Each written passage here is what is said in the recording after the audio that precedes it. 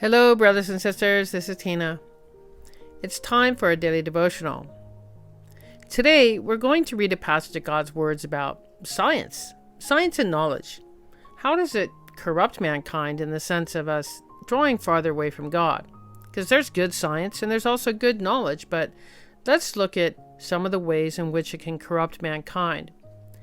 God says, "Since mankind's contrivance of the social sciences, the mind of man has become occupied by science and knowledge.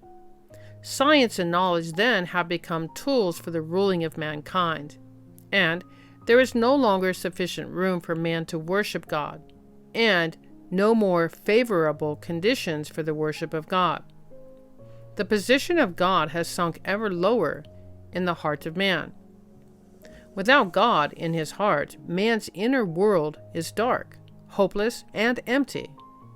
Subsequently, many social scientists, historians, and politicians have come to the fore to express theories of social science, the theory of human evolution, and other theories that contradict the truth that God created man, to fill the hearts and minds of mankind. And in this way, those who believe that God created everything have become ever fewer, and those who believe in the theory of evolution have become ever greater in number. More and more people treat the records of the work of God and his words during the age of the Old Testament as myths and legends. In their hearts, people become indifferent to the dignity and greatness of God, to the tenet that God exists and holds dominion over all things. The survival of mankind and the fate of countries and nations are no longer important to them, and man lives in a hollow world concerned with only eating, drinking, and the pursuit of pleasure. Few people take it upon themselves to seek out where God does his work today, or to look for how he presides over and arranges the destination of man.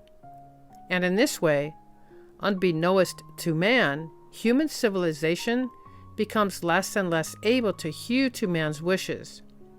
And there are even many people who feel that, living in such a world, they are less happy than those who have already passed away. Even people of countries that used to be highly civilized air such grievances.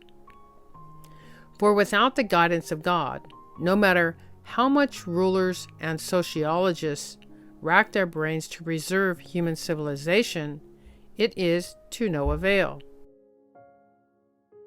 No one can feel the emptiness in man's heart, for no one can be the life of man, and no social theory can free man from the emptiness with which he is afflicted. Science, knowledge, freedom, democracy, leisure, comfort. These bring man only a temporary consolation. Even with these things, man still inevitably sins and bemoans the injustices of society. These things cannot restrain man's craving and desire to explore. This is because man was made by God, and the senseless sacrifices and explorations of man can only lead to more distress and can only cause man to exist in a constant state of fear, not knowing how to face the future of mankind or how to face the path that lies ahead. Man even comes to fear science and knowledge, and fear even more the feeling of emptiness.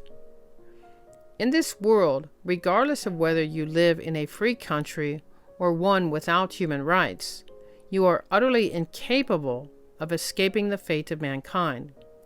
Whether you are the ruler or the ruled, you are utterly incapable of escaping the desire to explore the fate, mysteries, and destination of mankind. Much less are you capable of escaping the bewildering sense of emptiness. Such phenomena, which are common to all mankind, are called social phenomena by sociologists. Yet, no great man can come forth to solve such problems. Man, after all, is man. And the position and life of God cannot be replaced by any man.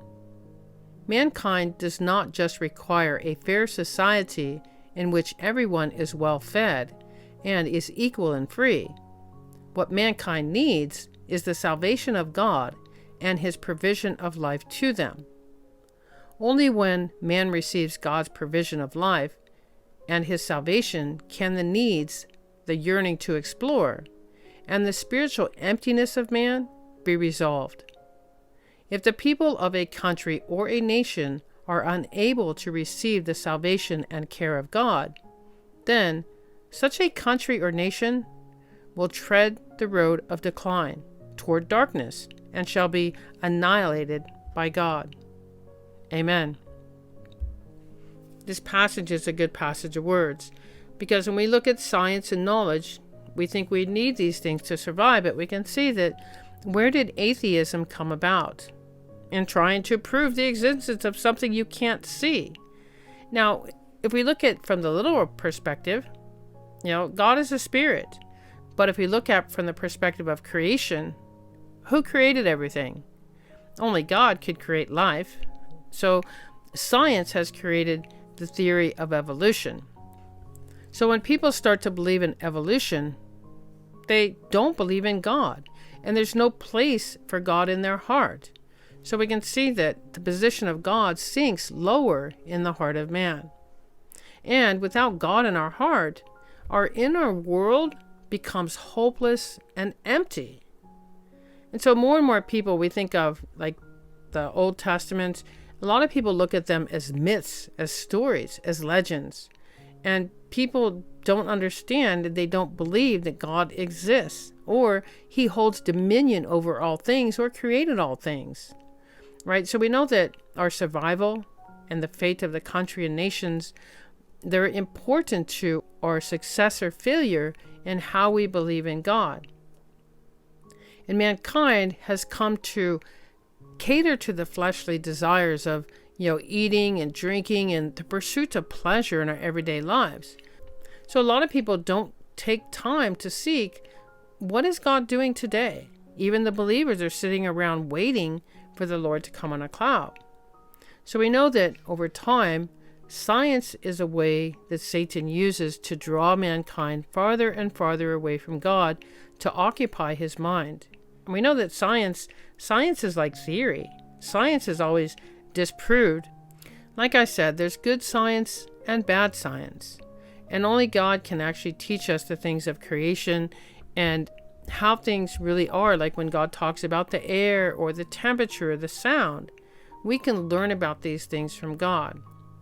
We know that like science, knowledge, freedom, democracy, leisure, comfort, these things only bring us temporary consolation. And we still bemoan the injustices of society, right? And it does not help us in our cravings to explore different things. So we sacrifice our lives in order to search out things that only God can actually really teach us about. And even when people, have made things to spray on the crops to keep bugs down, it's actually a poison that kills us, right? So we come over time, look at the AI today. It's kind of scary that, they can create robots that can communicate with each other. And if there's an area that's overpopulated, they can go in and depopulate that area. So then we learn to fear science. We have the nuclear bombs and all these different things that actually is a way that it can destroy mankind. So when it comes to countries at war with each other, then we become in fear because the science and things of, being the threat of taking out all of humanity. So it's really important that, we understand that science is a way that Satan can corrupt man and draw us farther away from God. And we know that we have to draw close to God. And we know that to have a good faith, a country and a nation needs to be one that upholds the belief in God, upholds the justice of bringing their people before God. So it's really important in this passage. It's a really deep passage of words, and I just can only share my limited understanding within it. If you'd like to add anything on this, please feel free to do so in the chat box. And that's all I have today. So We'll see you next time. Have a good day and God bless you. Bye.